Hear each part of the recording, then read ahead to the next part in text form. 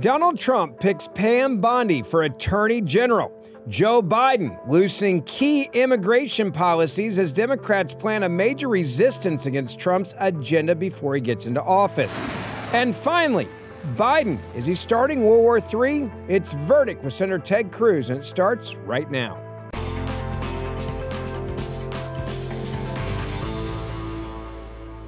Welcome, it's Verdict with Senator Ted Cruz. This is one of those fun podcasts, Senator, where you and I get to hang out in person. So if you're listening to this show, if you're listening audio, you can go back and watch this on YouTube, and that really makes it a lot more fun. A lot of the video clips we're going to play, the audio you may hear, but you can go back and watch them, so make sure you do that.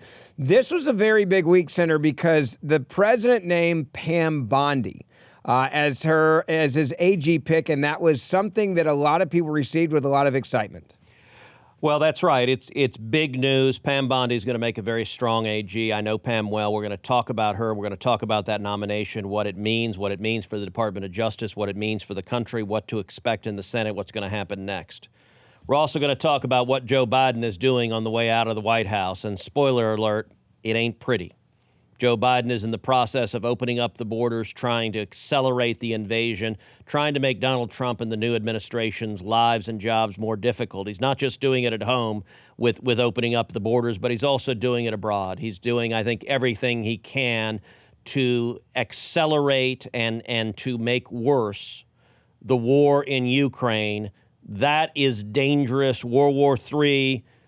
It seems like he's rolling the dice and hoping whoever comes in next has to deal with the consequences. Yeah, it's going to be very interesting to see what he does here and why he's doing it. We're going to break all that down for you. Want to talk to you real quick about our friends over at Ammo Squared. Ammo Squared ensures that you have ammo when you need it. It is an automated approach to purchasing ammo on any budget. I absolutely love Ammo Squared because if you dealt with not being able to find ammo during COVID, you know how frustrating it is when you cannot find what you need. And the best part about Ammo Squared is you pick your calibers, you set your budget, you select a shipping trigger, and bam, that's it.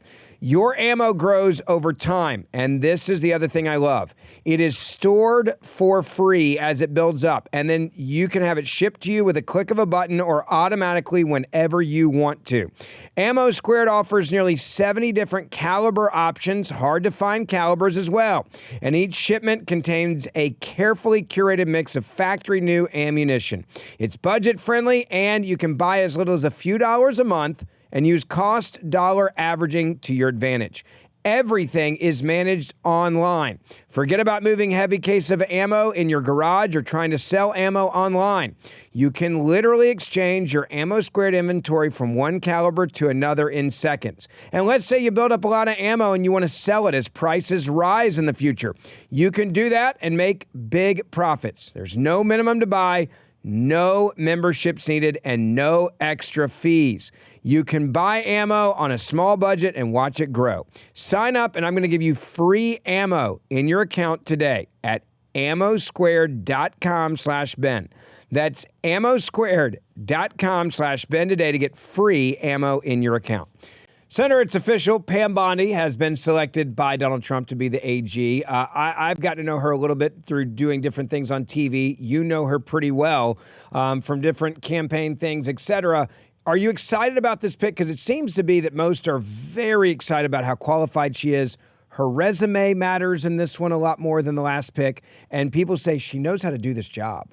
Yeah, it's a great choice. It is an excellent choice. You know, it's interesting. We did Friday's pod. You and I recorded it Thursday afternoon, right before I got on the plane and flew back from D.C. to Texas. And Thursday afternoon, the news had just broken that Matt Gaetz was pulling out. So we did the whole podcast on that news that had just broken. I had come from the lunch with the other Senate Republicans where everyone was still a little shocked at the speed with which Gaetz pulled out of the contention. And at the time, we didn't know who the nominee was. So Friday's pod, we were speculating different folks. What is interesting is how quickly Trump acted. Trump acted within hours, and by Thursday night, we knew the nominee, Pam Bondi, and that nominee is now going full speed ahead. I've got to say it is a very, very strong choice. Let's talk about her resume so people understand, because if you're outside of Florida, you may not know just how qualified she is, what she has done. Yeah, so Pam's background, she's from Tampa originally. She got an undergraduate degree from University of Florida, a degree in criminal justice. She then got her law degree from Stetson Law School, and she was admitted to the Florida bar in 1991. And she spent 18 years as a prosecutor in the Hillsborough County State Attorney's Office, trying cases including domestic violence, including murder. She was a line prosecutor trying cases. She then became Attorney General of Florida in 2010, and she made history. She was the first female Attorney General in the state of Florida.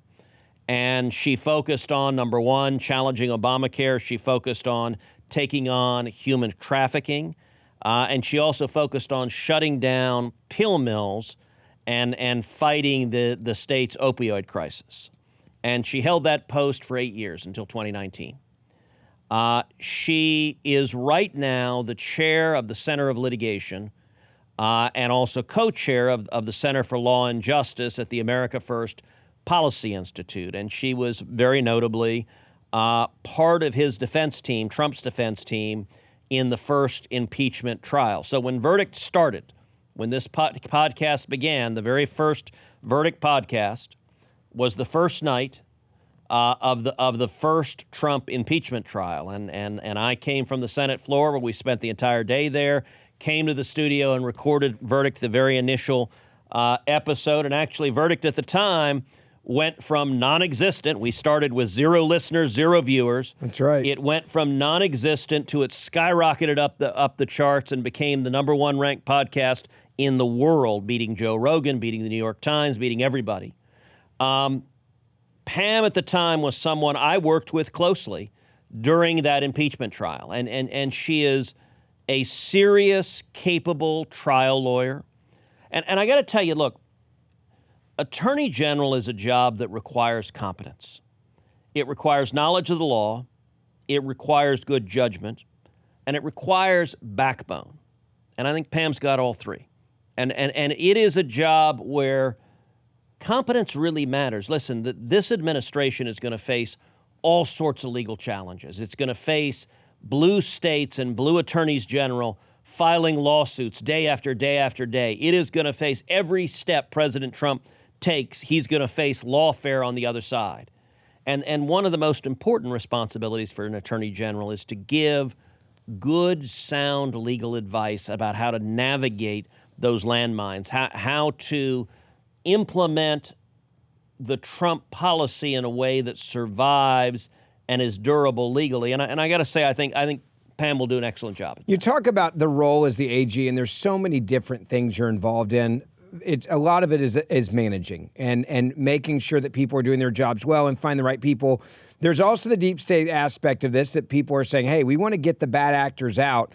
She has actually defended Donald Trump against those activists and the deep state that were coming after him. How important is her just seeing that and defending him and knowing what they were doing to him and to others around him, whether it be Flynn, the list goes on, that will help her be better at this job than maybe anyone else? Look, she's strong and she's loyal to the president, but she also cares about the rule of law. And you need to have both to do this job effectively. This may be the single hardest job in the incoming Trump administration. And look, I want to give you an example.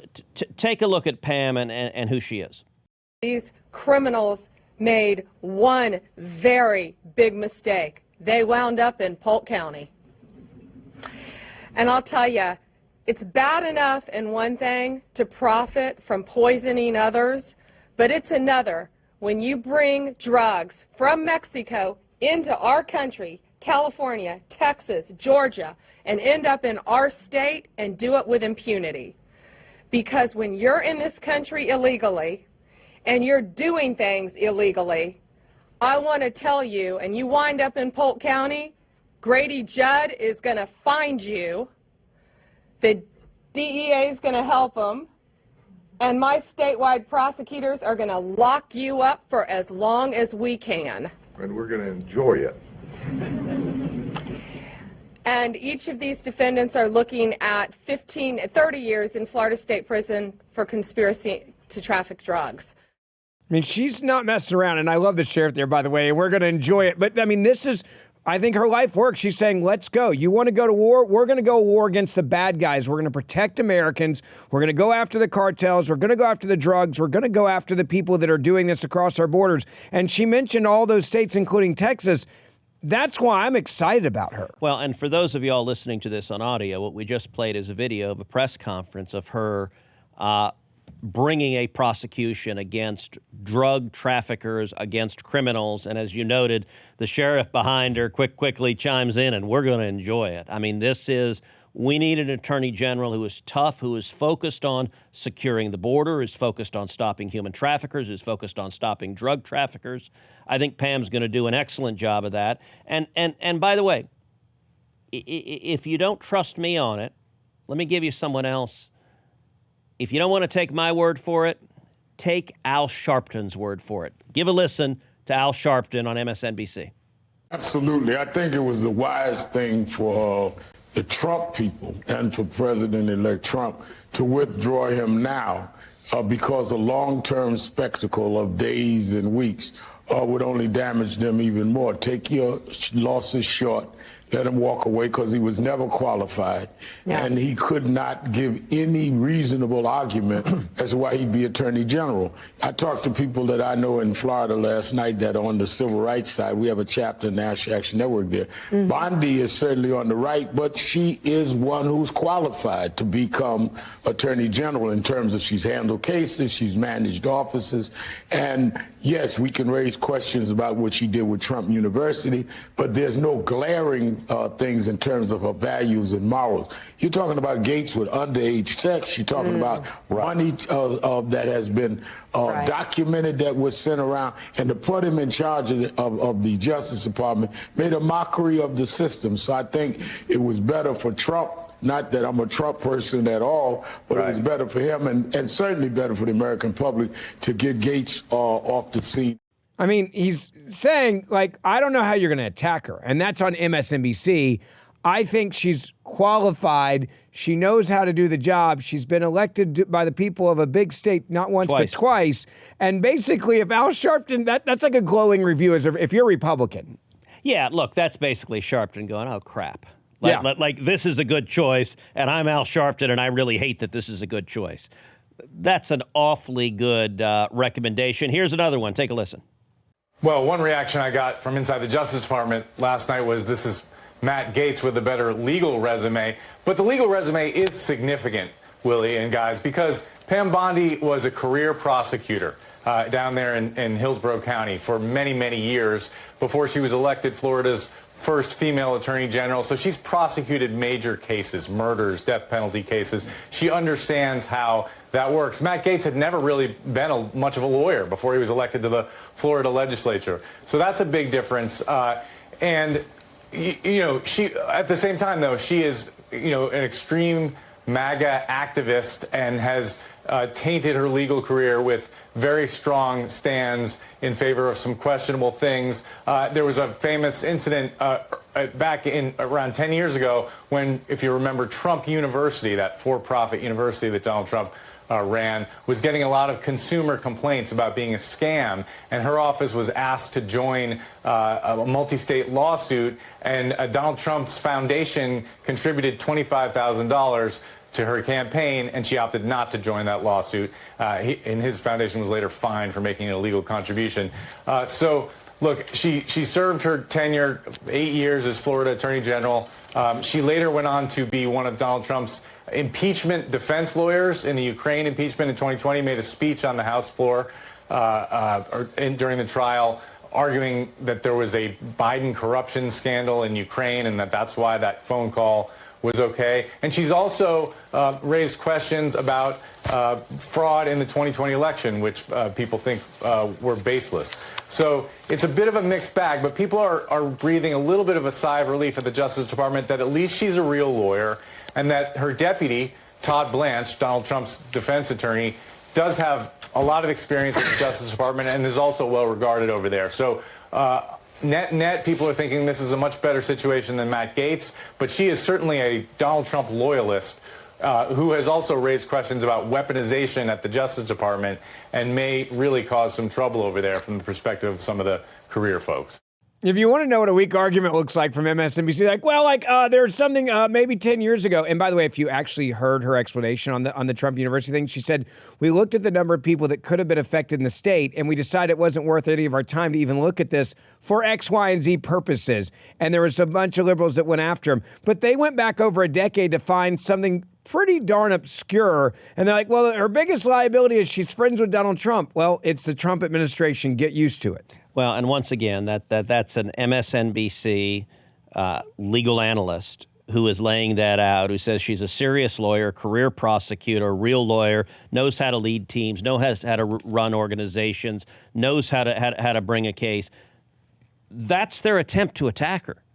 And their attack is, well, she's a Trump loyalist. Well, did you think a Biden loyalist was going to get the job? Funny thing. I mean, Eric Holder was the runner-up, and I'm sure Trump was thinking about, give me a radical leftist who wants to destroy my administration. And as much as MSNBC would love that, that was not going to happen.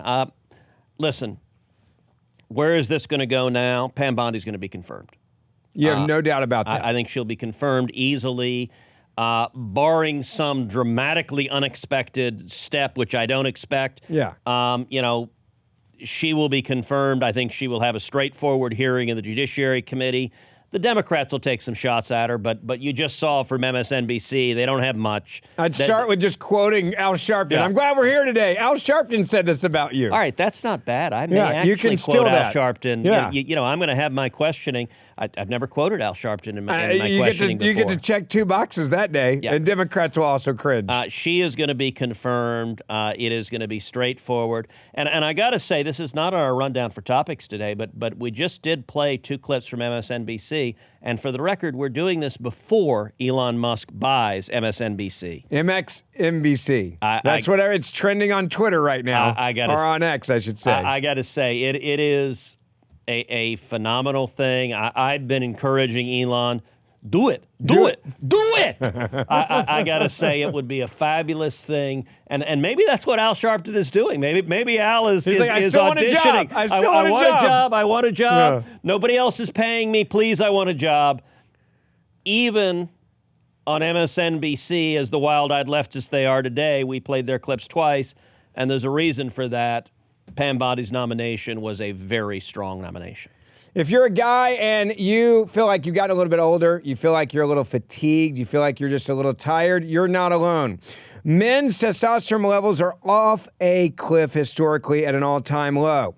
Well, thankfully, the Patriots at Choq, spelled CHOQ, are helping real American men take back their right to maximize your masculinity by boosting your testosterone levels up to 20% over 90 days. I started taking the Choq Male Vitality Stack a little over a year ago, and I have now lost about 73 pounds. If you are sick and tired of just feeling like you're always tired, well, then check out Choq. It's manufactured right here in the US of A. Choq's natural herbal supplements are clinically proven to have game-changing effects on your energy, on your focus, on your mood. How do you save? Well, go right now to Choq, CHOQ.com. Use the code BEN for a massive discount on any subscription for life. That's CHOQ.com, code BEN, for lifetime savings on any subscription. It is a limited time offer, and the best part for you, subscriptions are cancelable at any time, CHOQ.com. All right, let's move on to something else, and that is, there is like 2 dumpster fires that seem to be happening simultaneously with the Biden administration, his team around him, and I think Americans should be incredibly angry over this for the fact that they're clearly saying, we know we lost the election, we know you chose a different path, but we're going to stick it to the American people and also stick it to the Trump administration. Biden has decided at the very end of his administration, not respecting the voters when one of their top issues was border security, to loosen key migrant policies, quote unquote, right before you go into December, January, and until January 20th, when obviously Donald Trump would undo all of this. Well, it's late November now. Let me point out a couple of things. Number one, have you seen Joe Biden in weeks? No, I guess he's still on vacation. Yeah, look, Kamala Harris is in Hawaii. Joe Biden, I don't know where the hell he is. I'm not sure if we actually have a president of the United States right now. They're certainly not allowing him to go outside or to appear on camera. And even so, even though we have an AWOL president and an AWOL vice president, I think it is absolutely clear that both Biden and Harris want Trump to fail. They want the problems in this country to get worse, and they want to make sure that Donald Trump inherits the worst stinking pile of crap possible. So you look at challenges at home and abroad. At home, the greatest domestic challenge we have is the open borders that Joe Biden and Kamala Harris put in place. Abroad, the greatest challenge we have are the wars that are unfolding because of Joe Biden and Kamala Harris's weakness. Domestically, what are they doing? Well, apparently neither Biden nor Harris learned a damn thing from the election. They didn't hear from the voters that they don't want an open border. They don't want this invasion. So instead, they're doubling down and they're trying to make it harder for Trump to come in with the new administration, secure the border, and remove dangerous criminal illegal aliens. Take a listen to this reporting on Fox about what specifically the Biden administration is doing. Sandra, the Biden administration is quietly loosening immigration policies before Trump takes office. This according to the New York Post. It reports the administration is testing a new app that will allow illegal migrants to bypass in-person check-ins at their local ICE office. Jeff Paul is live with more. It sounds like they're just giving Donald Trump one more thing to undo. Well, John, we do know the Biden administration has been testing this new immigration and customs app, and the idea is to streamline the check-in process for migrants, allow them to use their phones or computers to touch base with immigration officials while they wait for their date in court instead of appearing for those check-ins in person. Now, a source tells Fox News ICE has been using the app already in a couple of cities, but according to the New York Post, it's going to be launched officially next month in New York City. The field office there reportedly has been overwhelmed, fully booked with appointments for a year. Our sources tell us that's really the push to get this backlog moved through. The concerns regarding this app, obviously, it's a new app, so there's going to be some glitches. The other wider concern is, could it cause even more migrants to go under the radar? We'll have to see what happens. John?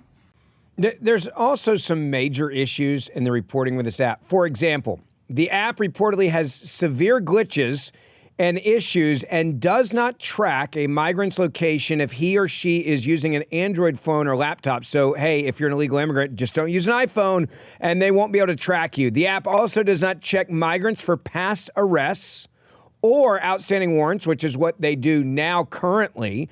And so that's another problem. They say the app allows them to opt out of the contest government orders to undergo electronic tracking. So you can just say, no, I don't want to be tracked.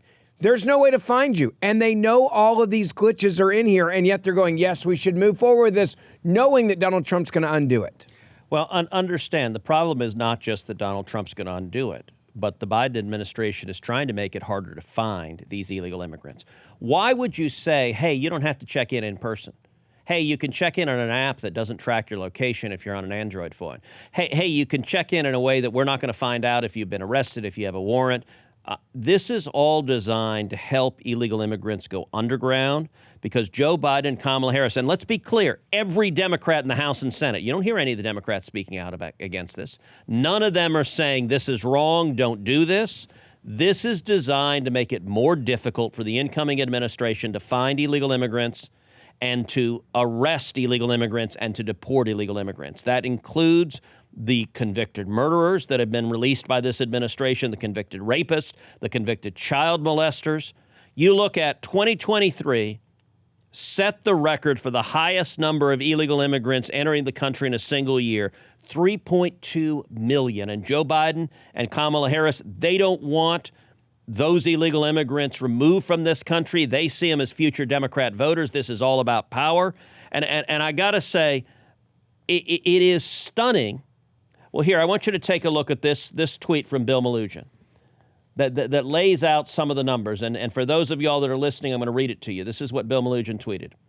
New, per U.S. official to Fox News, there are currently 1.4 million illegal immigrants in the U.S. who have been ordered deported by a DOJ immigration judge, but haven't been removed yet. So that's, by the way, if people want to know where Trump's going to start, I think Bill Melugин's tweet is a great reminder. There are 1.4 million illegal immigrants to the U.S. who have been ordered to be deported. So if you want to know where they're going to start, this is where they would start. Yeah. I'm told approximately 13,000 of them are being held in ICE custody. So out of 1.4 million, only 13,000 are in custody. The population of 1.4 million illegal immigrants have final orders of removal, meaning they have had their immigration cases heard, received their due process, and have been ordered removed from the U.S. by a DOJ federal immigration judge.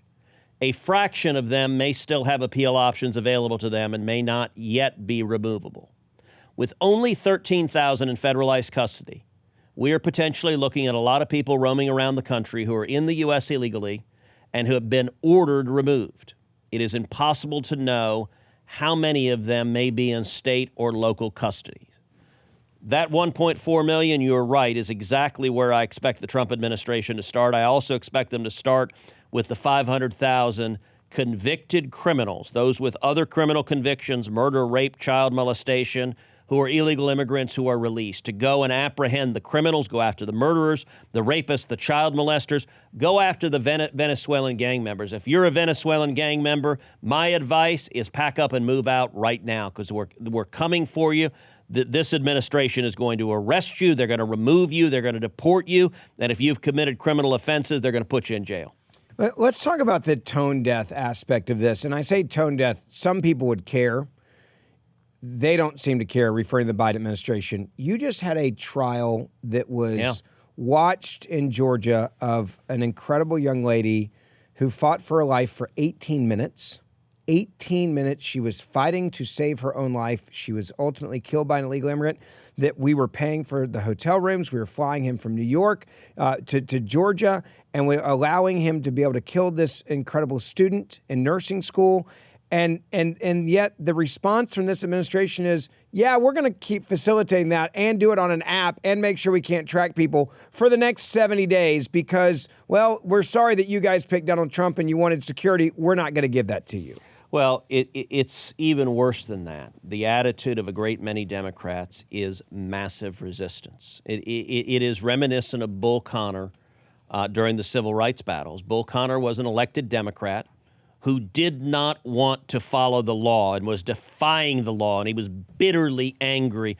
I want you to give a listen to a modern-day Bull Connor, which is the Democrat mayor of the city of Denver. Give a listen to what he has to say. About civil disobedience. You've mentioned that a couple of times now. Would you be willing to participate in those as the mayor of Denver? Would you be willing to go out and protest these things? I would. If I believe that our residents are having their rights violated, if I think things are happening that are illegal or immoral or un-American in our city, I would certainly protest it, and I would expect other residents would do the same. Trump's new borders czar, Tom Homan, has said that he is willing to arrest leaders like yourself for standing in the way of these policies that they want to enact. Would you be willing to go to jail for these things? Yeah, I'm not afraid of that. And I'm also not seeking that. I think the goal is we want to be able to negotiate with reasonable people how to solve hard problems. Republican and Democratic presidents in the past have all tried to find solutions to these problems. President Reagan helped people get access to work so they could stay and support themselves. Biden and Harris worked on restricting entry at the border to close down. There are a lot of ways to approach this problem. We don't think it has to come to this. But yeah, I think when you look at, Ralph Carr has always been one of my heroes. He was the governor who in the middle of the internment of Japanese Americans said this was the wrong thing to do. And he stood up. It was unpopular. People were mad at him about it. That was in the middle of wartime. If the president or any of his actors are going to do things that we think are illegal or immoral or un-American, we'll stand up against those. It's amazing how the law doesn't matter. He just said, well, if it's something I think is immoral, then I'm going to just say I'm not going to follow the law. That's clearly, and they want to become martyrs. They want to become famous. He's enjoying this moment. Please put me in handcuffs. Make me a martyr. And I'm saying that we are still a sanctuary city. So understand, the mayor of Denver is the modern-day Bull Connor. He is standing at the courthouse saying, I will block federal law. I will not follow federal law because my politics, my prejudices. It's interesting, he referenced Japanese internment camps. Who was it that ordered Japanese internment camps? That was a Democrat president, FDR. You want to talk about patterns of lawlessness. The Democrat Party has over a century of history of lawlessness. And I'm going to call for something right now. So the mayor of Denver has said, we want illegal immigrants in our city. We will fight to keep illegal immigrants in our city. I don't care that the voters don't want it. I don't care what federal law says. I don't care about the women being murdered, the women being raped, the children being assaulted. I'm going to call right now for Greg Abbott, the governor of Texas, for Ron DeSantis, the governor of Florida, and for any other red governor, to start sending buses to Denver, Colorado. Mayor of Denver wants illegal immigrants. Well, you know what? Joe Biden, one of the lies that mayor just said is, well, Biden and Harris tightened the standards at the border. That is called a lie. They didn't tighten the standard. They open up the border. Texas is being invaded right now, and I'm going to urge the state government of Texas, send every one of the illegals who comes into the state to Denver, Colorado. Drop them off in front of the mayor's residence. He wants them there. He's willing to go to jail to fight for them to be there. Fine. We will send you the Venezuelan gang members to your city. And let's see, I'm going to predict right now the residents of Denver aren't going to like this. I'm going to predict right now. When's the tipping point? That was the question I was going to ask you, because it is in Colorado where we've seen these gangs from Venezuela take over apartment complexes.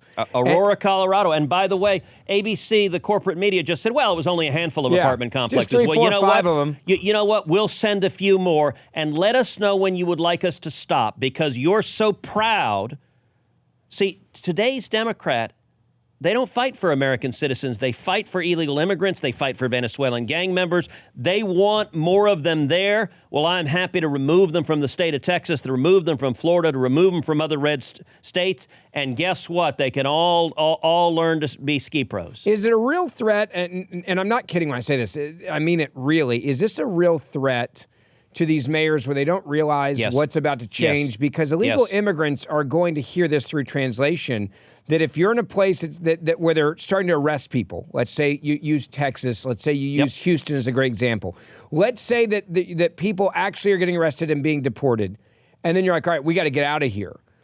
Is this not going to be one of the biggest backfires in modern political history, where illegal immigrants say, hey, we hear that Denver, and we have a video of the Denver mayor saying, come here and you'll be safe, we'll protect you, and they get flooded, just like New York City and other sanctuary cities. By the way, Denver is also one of the whitest cities in America, so you've got rich white liberals saying, come invade our city. We don't care if our families are at risk from violent criminals.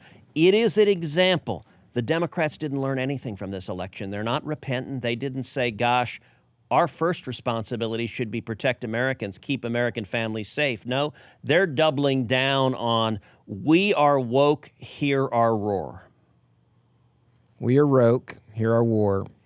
Try that again. Let's try that again. No. You can't edit that out. You're not going to let me edit it. You can't edit that out. I'm just going to move on past it right now. No. I don't even remember what you said, Senator. We are woke, hear our roar. There we go. Although I do like your version. We are woke, hear our war. Yes, yeah. You're going to not let that one go. With that being said, let me tell you about my friends over at the USCCA. If you carry a firearm, you need to make sure that you are protected 24/7. And with a lot of woke activist DAs out there, they don't like law-abiding citizens that carry firearms. And that's why there's over 800,000 Americans that are members of the USCCA, because not only will you get access to their Protector Academy to learn vital skills like precision shooting and how to fortify your home against criminals, but you're also going to get access to the 24/7 critical response team, and that includes the benefit of self-defense liability insurance to make sure that you and your family are prepared for anything. Let me tell you, I've had to use my firearm to protect and save my own life, and I wish I would have known about the USCCA then. So someone was looking out for my rights right after I had to pull the trigger. And for a limited time, you can text the word America right now to 87222 to get the USCCA's free life-saving concealed carry and family defense guide, as well as an awesome chance to win $1,700 to buy any self-defense gear that you need before it's too late. So why not get a chance to win $1,700 right now? Text the word America to 87222. That's text the word America to 87222 right now. Finally, Senator, this is a big one, and I worry more and more, especially over the last 72 hours, about this headline. And it is the question that a lot of Americans are asking, is Biden trying to start World War III just so that he can bog down a Trump agenda? They had Russian collusion in 2016 and impeachment, and that was how they wanted to bog down Donald Trump. But now we're seeing decisions that are being made, not that were in their foreign policy for the last 4 years. Only after they lost, it's like, hey, we're going to allow American missiles to go deep inside of Russia. We're going to give the thumbs up to Ukraine to do that. And now we're hearing about we're going to have landmines that we've been against for quite some time. Yeah, we're going to send you those as well. Two decisions that have played out in the last 10 days. Number one, the Biden White House has signed off on Ukraine firing U.S.-made long-range missiles directly into Russia, attacking within the interior of Russia using American weapons. And number two, as you just noted, the Biden administration signing off on sending anti-personnel landmines to Ukraine, again, to use against Russian citizens. But one of the problems with landmines is they often stay buried and they kill civilians for years or even decades later. And one thing you noted that I think was important. During the entire course of this war, Joe Biden and Kamala Harris haven't signed off on either of these steps until right now. So before the election, they didn't want to do so. When they would have owned any escalation that came from it, they didn't give the green light. But after the election's over, after they're on the way out, it's like they're standing there pouring gasoline around the White House and looking for a match. I mean, they really are, I think, trying to light things on fire. I got to say, as this news was breaking, I was on Trump Force One with President Trump, flying down to Boca Chica in Brownsville, Texas, for the SpaceX launch. And we were watching on TV the news about the Biden administration and what it was doing to deliberately escalate the war in Ukraine, the war with Russia. And I got to say, every person on the plane, we were all shaking our heads saying they're trying to start World War III. I mean, it is deliberately trying to make things worse. And understand, we will see next year the war in Ukraine will be over and the war in Israel will be over. Both of those. Israel will defeat Hamas. That is going to happen. And the war in Ukraine will end. It will end with some sort of negotiated settlement. I believe it will end with Russia losing, facing a serious loss, but it will come to an end. And this Biden White House, they don't want either of those outcomes to happen. And so these decisions, I think, are systematically designed to make it harder and harder and harder to end these wars, and they're incredibly irresponsible. It is the foreign policy equivalent of what they're doing on the border. In both instances, trying to make it all as bad as possible before the new administration comes in. Can we just go back to 2016 and the narrative finally, which was Donald Trump is unhinged. Donald Trump is going to start World War III. It was all over the news for weeks on end. Oh, this guy's unhinged. He's crazy. He's got the nuclear codes. He's got the football, right, in the briefcase, and you can't trust him, and he's going to start World War III, and he's a threat to national security. He didn't start any wars. He didn't send landmines, by the way, to countries to use them. And now we have these decisions that are being made. Where is the international condemnation of this? It's been pretty quiet. You would think a lot of people would be standing up going, America, you don't need to be doing this. You certainly don't need to be sending landmines. When this broke, I was Googling news stories about trying to get current information. There was an article about a week ago that there was a landmine, and this is the reason why much of the world says no to this, that was from World War II, 80 years ago, that blew up under a tarmac in Japan. It was an American landmine that was used during World War II. And that's how long these things can stay around. That's the reason why there's some of you are like, hey, let's not do this. If we let's dial this back. And they're like, yeah, this is a great idea. Let's just throw them out there to Ukraine and see what happens. Well, and I got to say, I'm not convinced that either Biden or Harris are the decision makers here. I think Kamala is on a beach somewhere in Hawaii, and I have no indication that she is engaged in anything. And Joe Biden, who the hell knows what he knows? I think this is the bitter partisans in the White House. I think this is the young apparatchiks who've been running the federal government for 4 years anyway. I think this is Obama lashing out, and I think this is his team. And his team. And I think they're deliberately, I think it is brazenly irresponsible. It's called sabotage, and that is what they are trying to do on the way out. And you know what? if you prioritize the welfare of the United States of America, you wouldn't do this. And look, And this was not their policy for the entire administration. It is the equivalent of taking a pile of dog manure, putting it in a paper bag, lighting it on fire, sticking it on someone's front door, and ringing the doorbell. That's what they're trying to do to the incoming administration. Who cares who dies in the process? It's incredible. Don't forget, we do the show Monday, Wednesday, and Friday. Make sure you hit that subscribe or auto-download button. If you are just listening to this podcast, you can go watch it on YouTube, and make sure you subscribe on the YouTube channel. And on those in-between days, I will keep you updated on the latest breaking news. Download my podcast, the Ben Ferguson Podcast. And Senator Cruz and I will see you back here Wednesday morning.